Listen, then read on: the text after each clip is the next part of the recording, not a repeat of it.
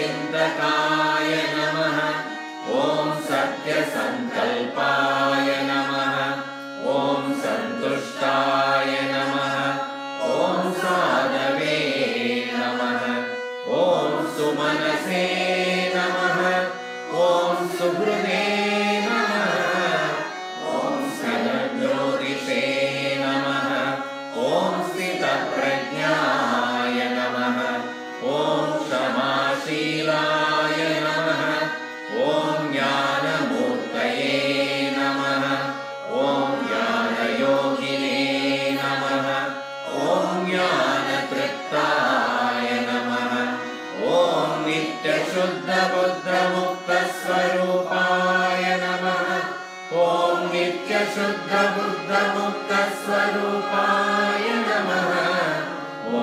नित्यशुद्धबुद्धमुक्तस्वरूपाय नमः ॐ श्री चिन्मय सद्गुरवे नमः ॐ श्री चिन्मय सद्गुरवे नमः.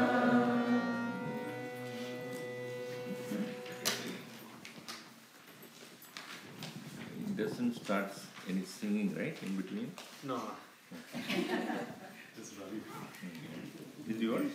No. First of all, my thanks to the hosts, Raj and Sushi, okay, for hosting this 97th satsang. We have completed, as of today morning, 96. Today is 97. That is Satya-samkalpaaya Namah. And tomorrow is Mother's Day, as you all know. Any parent will have a dream about the children, what they should become.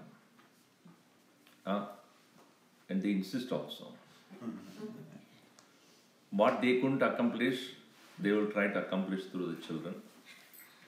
What they could not enjoy, they will try to enjoy through the children.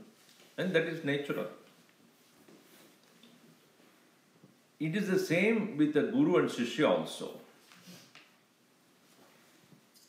That a teacher who has taught whatever he had as wisdom, passed on to his own disciple, will try to accomplish through him or her. And that is natural. And definitely a teacher is more happy than he himself accomplishing it when it is accomplished through his own student. As much as a parent would be very happy to see one's own son or daughter excelling oneself. Why it is so?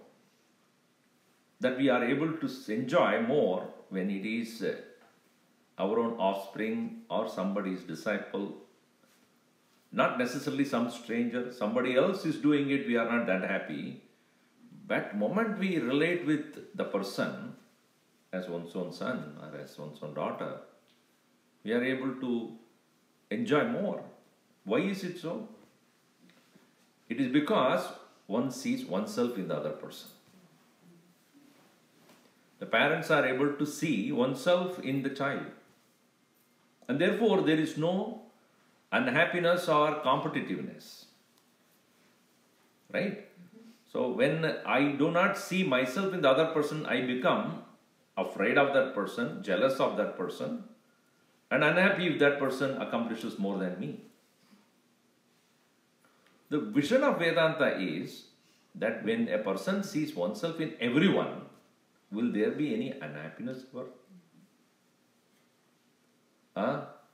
Tatra ko moha kashokaha ekatvam anupashyataha. One who is able to see oneself in all, will there be any competition with anybody? Will there be any jealousy? Will there be any anger? Will there be any unhappiness?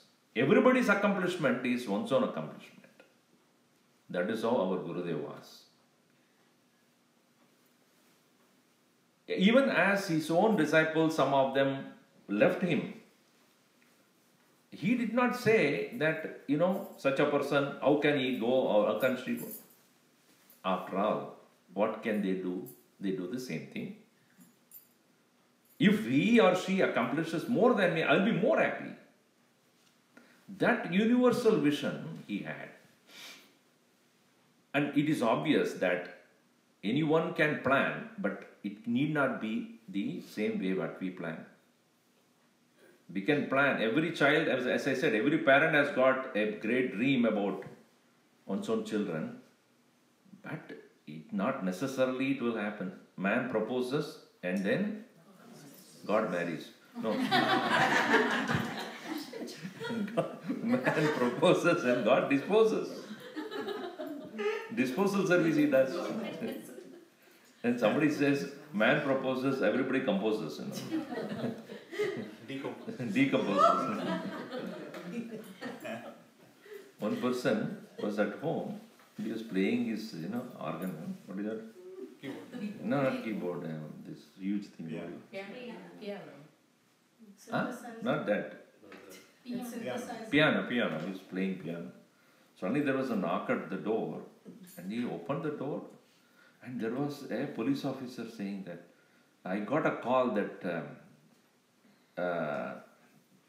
there is a murder taking place. So who called? The neighbors. What did they say? Beethoven is getting murdered. I don't know where this murder is taking place. Anyway, why did he come to that joke now? Oh, composes. Okay. So man proposes. So we can plan very well. But it need not happen the same way we want. However much well you plan, however well you organize it, it is always possible that there will something go wrong. You cannot help it. But Gurudev always said that if you are very strong about where you want to reach, you will not be stopped by any challenge that comes in front of you. Because your sankalpa should be strong. If sankalpa is strong, you will overcome all obstacles. And you would not stop, that's what it means. And you would give the example of Ganges. It starts from the top of the Himalayas. Where it has to reach? To Bay of Bengal, the ocean. All rivers have to reach the ocean only. But when it starts from there, Himalayan terrains. They are not easy terrains, it's a lot of ups and downs. And there are a lot of rocks and huge mountains. And you would say, jocularly, if the water is coming down and there are small little pebbles, it will carry it along with it. If it is a little rock, it will jump over it. If it is a huge rock, it will go around it. If it is a mountain, it will even change the direction. But ultimately, it will reach. And interestingly, the place where we have our Swami Tapovanji's kutir is called Uttarakashi. You know why it is called Uttarakashi? Kashi, you know. But why it is Uttarakashi? Both places, Ganges is the main river. But in Uttarakashi, interestingly, the mountain is such that from the north, when the river is flowing towards the east, the mountainous area is such that it has to take a deviation and go towards north again before it goes to east. And that the U-turn is what happens in Uttarakashi. And it is symbolically what it means is that you go back to where you came, finally to accomplish where you need to live, where you need to reach. That's called Uttara. Uttara means north. So it's going back to the northern side. So in our life, as Gurudev would say, you turn. You are going in the direction of where the world is taking you, but you turn. That's why most of the Indians, when they drive, whether there is a allowed or not, they take U-turn. Why? I have the right to take U-turn. What do you mean? So this U-turn is to go within. So point is that when the sankalpa is strong, nobody and nothing can stop you. If it is small obstacle, you carry along. Charai Vedi, this is what the Vedas say. Keep going, keep moving. So now the word sankalpa is a very interesting word. Many of you know the word as a declaration. When you do the puja, you take sankalpa. Mamopata, Samastra, Durudakshara. You say where you are sitting and which planetary system is there, what day, what time. And then finally you say what you want to accomplish. Shema, Steirya, Virya, Vijaya, Ayuhu, Aragya. Sometimes when they do sankalpa, you go to sleep. After then half an hour you wake up, it's still going on. Calling every possible Lord under the sun. And whatever you want. So, sankalpa is a declaration of why you are doing. What is the purpose of your very engaging in that ritual? That is one meaning of it. But Vedanta does not consider sankalpa as a declaration or a statement of purpose. Sankalpa is called a fanciful imagination. Samyak kalpate iti sankalpa. The word coming from the root word klrup in Sanskrit. To imagine, to fascinate. And in many places Shankaracharya says it as Shobhana Adhyasa. Shobhana Adhyasa means an object is there, but you have a projected idea of happiness in that object. Once that object is projected as an object of happiness, you have eagerness to attain that, own it, enjoy it. So, kama, desire, is born out of sankalpa. I do not desire something which does not make me happy. Right? Why are you here? So that you will be miserable. No, it is not. If you have been dragged by somebody and you are sitting here without wanting to listen to me, you will be miserable. You don't have a desire to be here. I can smell coffee. Anyway, so somebody is making coffee there. Why am I then smelling it? Because I have a desire.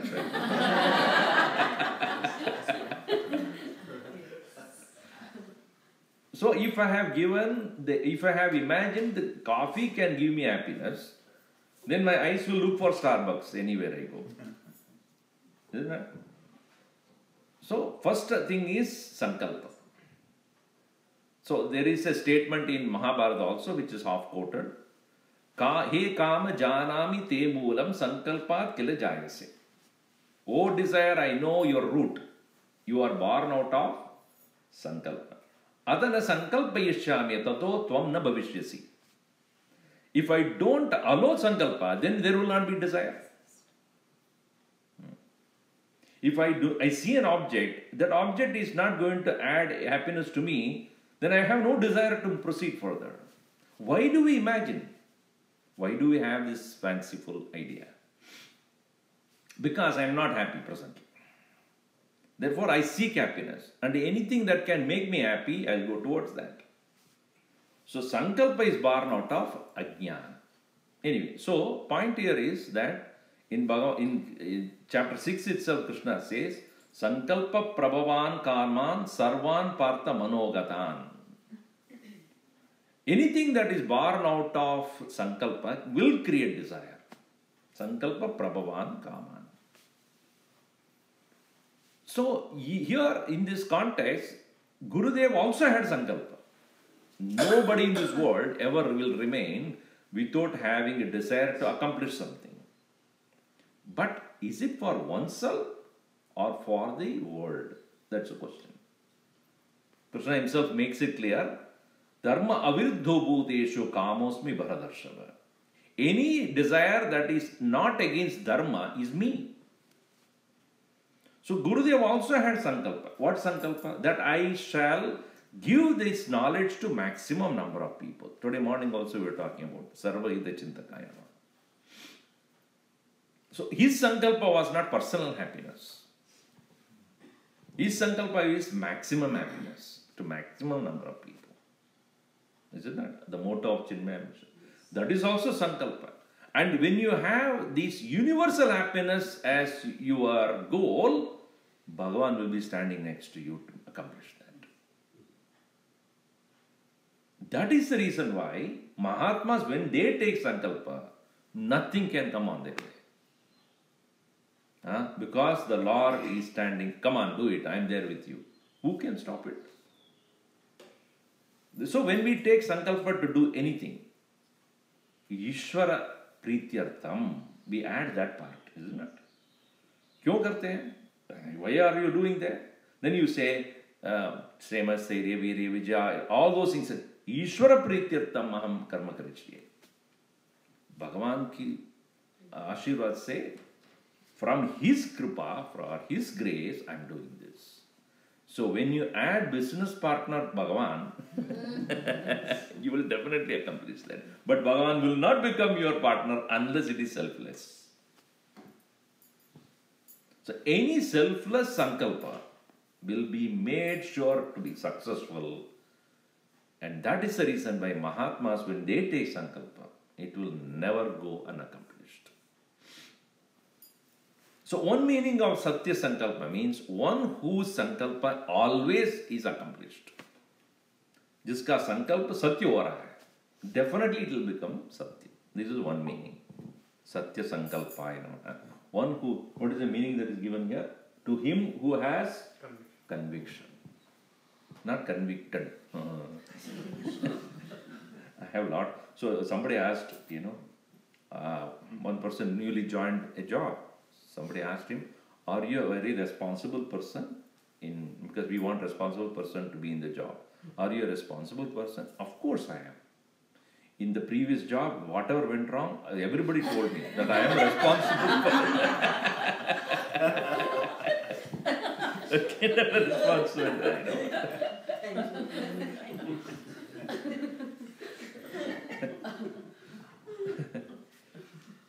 So, conviction comes out of what? That I am sure that is necessary and I can accomplish.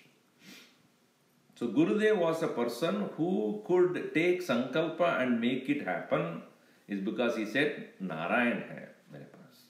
Bhagavan is there, then obviously nothing will go wrong. But today's world, we don't have that faith.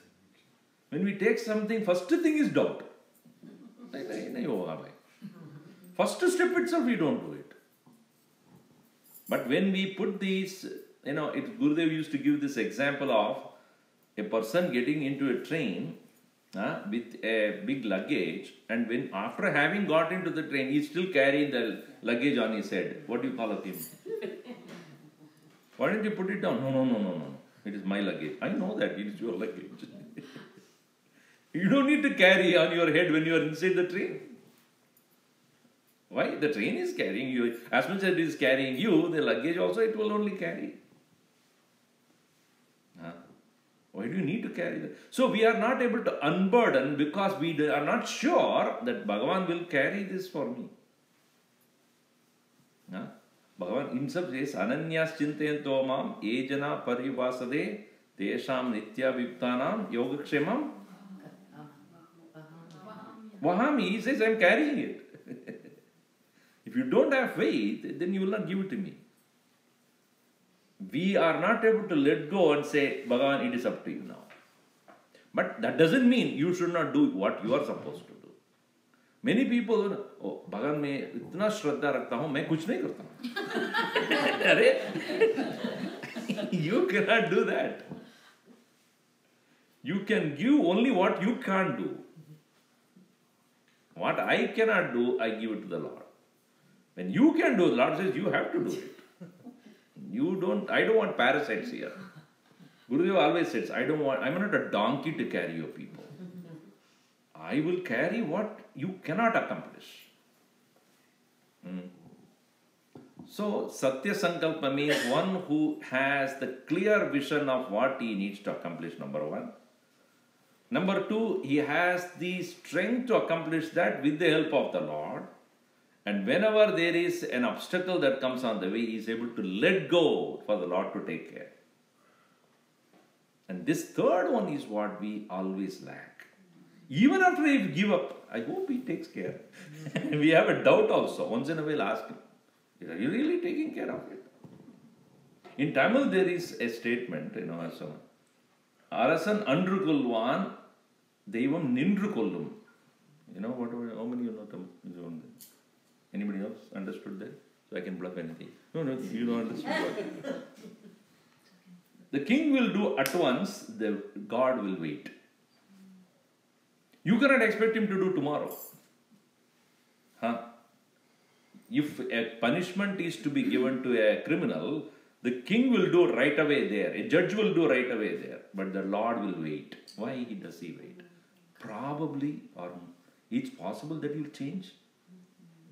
That possibility always is there. So when you leave it to the Lord, you don't expect the result right away. He will take his own time. Not that he is lazy or anything. He will have patience. He will allow things to happen on its own accord. You put the seed backyard and tomorrow it will start sprouting. Nature never becomes in a hurry. Never it does anything in a hurry. Even though Lord hurry, but He will never hurry. You put the seed, it will take its own time to germinate and come out. Correct or not? Yeah. So why? Because nature wants to be perfect. You see, if you take every leaf of that tree or anything you have, the design is so intricate, it will not fail. If perfection needs patience, perfection needs a lot of intelligence. Perfection cannot be done haphazardly. And the Lord's creation is always perfect. Look at your children. And you say, what imperfect creation. As far as He is concerned, He has created a perfect soul for accomplishing His karma. We may not see it. So when you let go, you understand the Lord, once you are given to the Lord, He takes His time because He wants to make sure it is done without any kind of, imperfection. So when Gurudev thus, therefore, when he started his Sandipani, etc., he had a vision for 50, 60 years ahead. When he was also asked this question, when he was teaching, he was not a great Sanskrit scholar or anything, unlike Swami Tapovanam. He was a great Sanskrit scholar, but our Gurudev did not learn that much of Sanskrit. He could, working knowledge was there. So many people ask this question, how can you start a Sandipani teaching Vedanta when you yourself are not very good in Sanskrit? He said, in 2 or 3 decades from now, you will see scholars will be produced from this very institution. I may not be able to do because I have an immediate job in mind. What? That I have to create people similar to me who can go around and get more people to come here and who will eventually becomes perfect in the language. In today's world, today we find in Sandipani that Sanskrit has been taken very, very seriously and then every student is taught properly. During those times it was not there because his purpose was different. So the vision a Mahatma has is not about tomorrow or day after. It's about years ahead. Why? Patiently wait. It will happen. That is why he is referred as a person of Satya-samkalpa. This is one meaning of. Now, next one we will see that Sankalpa about what? About Satyam. The very definition of Satya is that which does not change in 3 periods of time. That is the definition of Satya. Trikale api abhadita vastu Satyam. In 3 periods of time, it doesn't fail. That is what is Satya. And anything that is not Satya is there at one side, one particular condition, it is not there in another condition. That is called na Satyam, not true. It is there, but not eternally there. So what he wanted to establish through his action that Satya will remain. That you should keep in mind. Satya-samkalpa means one who is convinced about Satyam. And that's what he wanted to teach to everyone. Have faith in the permanent and play with the temporary. Have faith in the permanent one, but transact in the impermanent world. You cannot but transact in the impermanent world. So that is why in Vedanta there are three kinds of Satya is talked about. Vyavaharika Sattva, Pradibhasika Sattva, and Paramarthika Sattva. I am not here to explain Vedantic terms to you, but just for us to understand a little bit. Now you are there and you are all here to be part of this satsang, right? Now I am also talking, you are also listening, and then there is so many things that the host have prepared, food and other things, and worked hard the whole 2-3 days to do everything. For what purpose? To accomplish a particular thing in this 2-3 days, right? Now, we engage our life, in our life, daily life, so seriously, so busily, for what? For accomplishing anything in the transactional world. I and you are constantly interacting. I and the world around me is constantly engaging in many different things, from morning till evening. If you look at yourself, you have met many people or you have done so many things. For what? For a betterment of tomorrow. And tomorrow you will do for the betterment of day after. It keeps going like that. So karma always leads to more and more of action, and that is the very swarupa of vyavahara. Vyavahara, that's the word, means it's interaction. That's what it's called. So in vyavahara, in the transactional world, we cannot but take certain things for granted. Say for example, they have invited for us to come, and I got 3 emails at least. I am sure all of you got it. Correct? First thing was invite they all. Second was we are going to put the food outside and all of you dress properly. Whatever they say. Then I got today morning, everything is going to be inside. You got it also or not? Yes. Some of you have not read, I think. I mean, even he said about this, because they wanted to, because it's a very sunny day today morning, they have bought some things from, what is called, Home Depot or something? Rented it? You bought, and then you're going to give it back. Anyway.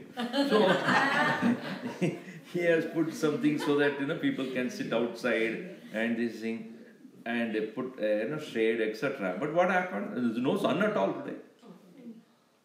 So, how can you predict anything in this transactional world? What you say, okay, it will happen. It will not happen. You work for it. You don't stop it, but you work. So, in Vyavaharika Sattva is temporary. It is not going to be as per your wish. It will happen. So, in the transactional reality, there is always a possibility of failure. But that doesn't stop you to do anything. When you start a business, do you think it will always be successful or not? You work hard, make it possible. But it's not necessarily for your, as I said, man proposes. It may not work. So, transactional reality is what we live, and there is improbability, uncertainty, insecurity, failure. What Krishna teaches us doesn't matter. Keep going. Right? The teaching is, in Vyavaharika Sattva, nothing can be predicted, but keep going this. That is a transactional world. But one caution that is given to is, never expect permanency in temporary things. There is no Satyatva there. There is no absolute reality there. It's only a temporary possibilities. That you must keep in mind. Second, the second one is not really there, but we think it is there. This is called Pradibhasika Sattva. Pradibhasika Sattva is what? According to my imagination. And people suffer this very often. Right? Most people who get depressed are those, any psychiatrist here? Most people who, then I can say anything. So most people who suffer depression are those who project certain reality in other mind, in their own mind. I think she's smiling. I think she's carrying something in mind. Why is she smiling at me? Oh, I have to give her $500. Huh? Oh, she's going to ask me for some money. Is there anything wrong in my face? So, such people, they cannot ever remain happy. Always thinking that somebody is watching me, somebody is saying something to me, somebody is making mockery of me. Nobody likes me, nobody wants me. I'm failure, I'm useless. This is one set of a thought that comes to us, which is making you more depressed. This is called inferiority complex. There are other variety, which is very dangerous. I am the best. Nobody knows that. Always expecting respect, always expecting to be noticed, always expecting to be, praised. Such people suffer more because nobody cares. Who cares? Nobody cares. But when you keep expecting that, you will get more unhappy. Why nobody is looking at me? I spent so much time to put the makeup and nobody is looking at me. What is it? Why do you need to put makeup? It's basically for that only, to people to notice. So both these, whether you are negative about oneself and others or you are too positive about yourself, both are away from reality. This is called pradibhasika. It's self-projection, self-reflection, so to say. So this is also not real. One is transactional reality, which may or may not happen. There are others involved here. In this second one, others are not involved, but you projected yourself. But what Vedanta says is, even that you cannot help. There are people who are, your mind also works like that sometimes. The third one is called Paramarthika Satta, which is absolute reality, will never fail. Only when I recognize that as my goal, you can engage in the transactional world without unhappiness. Why? Because the goal is not transactional reality or success, not your self-projected success. You are traveling towards the absolute truth, which can never fail. Only when our goal is to reach the absolute truth, your sankalpa will be strong. It will never fail. And Gurudev therefore said, have Satya-samkalpa. Satya-samkalpa. Satvastuni sankalpa. In that reality, when you have complete conviction, you can never go wrong. And only when we have that kind of a conviction in that reality, Bhagavan will be there with you, because you are going to him. He will be very ready to help you to come back to his home. So Gurudev said that keep your work with everybody, anything that you do in this world, but strengthen your vision about the absolute. That's why the scriptural study, satsanga, everything is important. Satsangatve, nissangatvam, and then finally what there? Nischalatatve, jiva. Nischalatatve, in that unchanging reality, there is jivanmukti. So, if we are in the world without that conviction about the highest reality, even if we are successful in the transactional world, we will fail within no time. Because nothing remains the same. So that is the reason why when Gurudev, let us say he did a project and it has become successful or whatever, then when people come, Swamiji, it is so successful, Narayan. He will not take it to himself, Narayan. He decided that way, let it be so. I didn't do anything to this. It is his. He wanted it to happen, let it happen. But that does not mean, as I said, you will put half-hearted effort in what he did.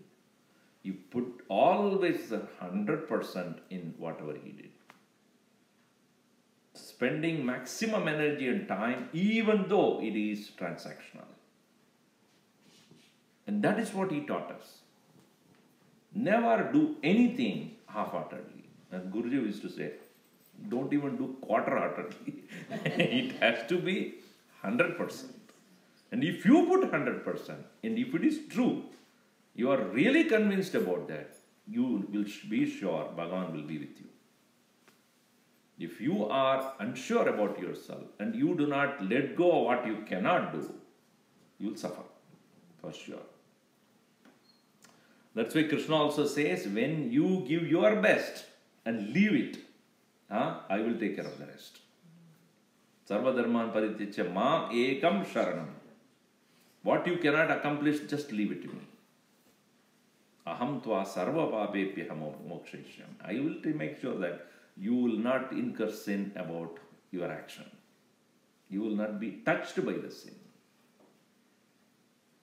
Tasma sarveshu kaleshu ma manusmara yudhyacha. Remember me and keep going with what you are doing. So, when we take any sankalpa, whether it is a transactional world, it should be aiming at final goal. As Guruji used to say, your charama lakshya is important than pratama lakshya. Pratama lakshya is immediate, first plan about doing whatever. But if your charama lakshya, the final goal is clear, then you will not be disappointed by failures that happens here. It is like when you are going to reach some place by your car, with your car. Obviously, there are some deviations, some detour will be there. But if you really want to go there, you will take the detour. Is it not? Oh, detour, let me go home. Then you are not sure whether you want to go at all. One person was going towards Disneyland and he came back within 10 minutes back home. So wife asked, what happened? Oh, it's written there, Disneyland left.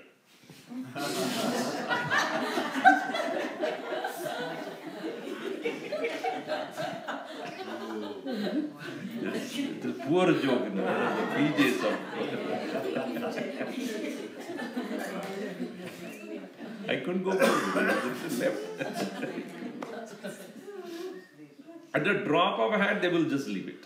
That means where it's clear that it is like you ask your children, and especially when most of you have your children already either in the university or the college or married, etc. But you remember when you were taking them to Bal Vihar, at the drop of the hat, they will say, oh, no, I have to study for tomorrow. I do not want to come. Why? Because they are not convinced that will help. And last time when we have a Teacher's Day, that boy was saying, my parents put pressure on me and now I am reaping the results of that. It's at that time I didn't see the value of it. At that time I was always saying that whatever escape route comes, they will go away. Later on only they realized that because of the insistence of the parents, I am able to accomplish that, finish that. So the conviction about the highest truth, when it is there, you will not be stopped by immediate failures. You will find a way to overcome that. Just like the river Ganges, when it starts from its very source, it knows where it has to reach. Any kind of obstacle, it will keep going. It will not stop. And such a river which is constantly flowing towards the final destination alone is called holy in the Indian context. All those rivers who are finally reaching its destination are only holy. Anything that stops is not holy. It's just stopped there, finished. It is no holiness associated. There are so many rivers that are there, but not all of them reach the final destination. So in the same way, any person who has taken his or her journey towards reaching the highest truth alone is considered saintly. Anybody else doing it for the sake of commercialism, for making money, or for the sake of his or her name coming into the paper, after some time they will disappear anyway. It won't be lasting long. Where they cannot instill the devotion to God in the heart of the people, the words will fail. Gurudev used to say, only purpose of you teaching is to create devotion and faith in the hearts of the people. Once you have accomplished that, then they will go on their own. You don't worry about it. Once you have created the devotion, do you think anybody would stop them? So don't intellectualize your talk. Make sure that you touch their heart and make them realize that their goal is to reach Bhagavan. Once you do that, you have done the work. Then even if you may try to stop them, they will not stop. They will definitely flow towards their final destination. Wherever they go, whatever they do, it doesn't matter. So do you think that all people who studied under Gurudev, etc., they all are there? No, they are not there. But they are definitely there, in their own way, their own place, continuing their journey. And he said that my blessings for all of them who have decided to take up this journey, they will reach. I'm sure about that. So thus we have the great reverence to a Mahatma, that one who has given us this vision. Think of it, if such a Mahatma were not to be there, Balvihar, Yogakendra and study groups and many other such books and so many other things would not have been accomplished. And he never took credit of that as anyway. He said, Narayan, he wants to do it, he will do it. So Swamiji, if you are not there, what will happen? Yeah, I was not there before, I will not be there later, but it will continue. One person said very beautifully, when Gurudev just passed, took Samadhi, so somebody asked, now the master is gone, what is left behind? He said, masterpieces. There's a two meaning, you know. Yes. Masterpiece means what? The best are left there behind to accomplish that. Another meaning is pieces of the master. Little pieces of the master is still there. So they will accomplish. It will never go waste. So thus we reverentially bow down to the Mahatma who has given us the final goal for all of us to accomplish. Only thing is we need to keep remembering and make it as a conviction. So Gurudev used to say, intellect must have conviction, mind should have devotion, and body should have action. All the three are necessary to accomplish it. We are physically active, no devotion, no conviction. Keep doing something. One is no better than any animal. Action is there, no devotion, no conviction. Some people have conviction but no devotion. I want to do, but the heart doesn't go there. They become intellectual and scholarly, they can talk about it, but nothing happens. That love for that goal is not there, obviously the action will show that. Some people will have devotion, but not sure where they are going. They go to the temple, they do the bhajans, they do the arti, and do the archana, etc. But why am I going? Hey, everybody is going, I am also going. I often tell this, every year when we take people to yatra, one lady, I won't tell the name. So I was there, and I think it was Thailand or Vietnam, one of those places. And the one important part of our yatra is shopping. And I was just standing there and watching people. This lady came to me, Swamiji, how is this t-shirt? This you get it in Walmart. Why do you need to buy here in Vietnam? This is Walmart mein mil jata hai. No, I bought it. Why? Because everybody bought it. Hey, everybody bought it, why should you buy it? See, I say, why are you going to the temple? Everybody is going, therefore I am going to the temple. That means you are not sure why you are going. And if everybody stop, you also stop. So, conviction is not there. Without conviction, devotion will just fail there itself. Intellectual conviction, devotion in the mind, then action in the heart. All the three. Then only it is complete. Action by itself without a devotion will be very dry.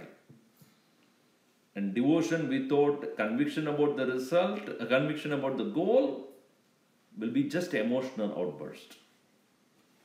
Conviction without devotion is only scholarliness. No action also will take place. So that is the reason why he did tell us, you do the action of conveying this knowledge to people. Engage in devotion to the Lord, but study for your clarity of purpose. All the three needs to be done. And that's how all our Chinmaya Mission institutions also. There are action, teaching is going on, many other activities going on. There are temples, most of the center has got the altar for worship also. And definitely, serious Vedantic study also. That is how he designed the whole thing. Gurudev used to make joke of it, Whenever he goes to any in center, they welcome him. Na karmana na prajayadane na tyage na ikede. Then as soon as he goes and sits down, Swamiji, in this our center, na karma, there is no activity going on. And then we don't have enough fund also. Praja bhi nahi hai. So, not many people are coming to our center only. Guruji said, just now you told, na karmana, na prajaya, you don't need it for Amrutva. Why do you need all these things? Pehle bhi abhi to bataya. Again you are telling opposite of that. Yes, it is true. For individuals' goal, it is not necessary. But when we collectively, when we are doing anything, karma is necessary, praja is necessary, dhanam is also necessary. Do not overlook that. Anyway, so to that great master who gave us the vision, our salutations. Om sarve bhavantu sukhinah, sarve santu niramayah, sarve bhadrani pashyantu, ma kaschid dukkha bhave. Om Shanti.